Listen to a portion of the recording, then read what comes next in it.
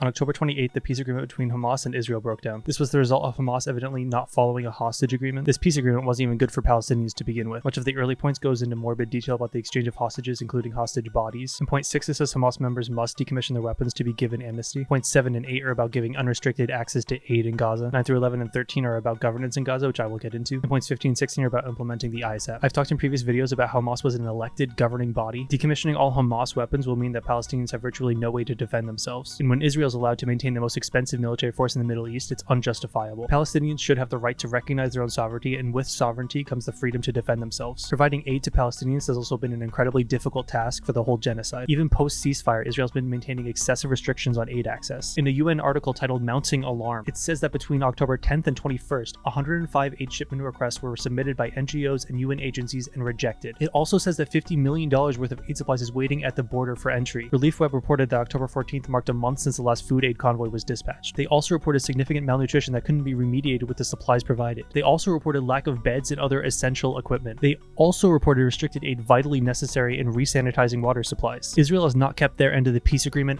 obviously. This peace agreement also gave Trump extensive control over Gaza. This would come in the form of a board of peace. This board was never filled with any people. The only person we know would have been affiliated with governance is Tony Blair, the former Prime Minister of Britain. Tony is notorious for his incredibly controversial choice in supporting US in attacking Iraq in 2003, so he already has a history of maliciously intervening in the Middle East. And because this peace agreement has no specifics, we have no idea what this board would have looked like. Not being prepared with a list of members after Trump's been in office for almost a year is unacceptable. Trump's even been trying to plan for the ceasefire since before he was elected. In November of last year, it was reported that he told Netanyahu to end war operations in Gaza before his inauguration day. If Trump was actually competent, he would have prepared this board before his inauguration day. We shouldn't still be waiting for his peace plan a year after he started trying to work on a peace plan. Another part of the peace agreement involved implementing the ISF as a long-term security solution. The ISF, or the International Security Force, was never implemented in Gaza. To be clear, this would be like replacing the US police force with the military. Palestinians would still be suppressed in this circumstance. Unfortunately, the US and the EU as of October 23rd were still trying to implement this part of the plan. This would lead to a hypothetical new governance coordinated with Egypt and Jordan. This is unfortunately extremely similar to what happened when Israel was created. The US and the EU are again interfering in a way that gives themselves more power in an area they should have no jurisdiction over. It's unjustifiable and shameful that these countries are maintaining their colonialist mindsets at the expense of the lives of Palestinian children. On October 28th, Israel attacked Gaza, killing 100 people. The justification was that a hostage body didn't match one of the 13 they were expecting to receive. This is a clerical error in the midst of Hamas clearly following the peace agreement. Clearly, the transfer of hostages and bodies has been happening,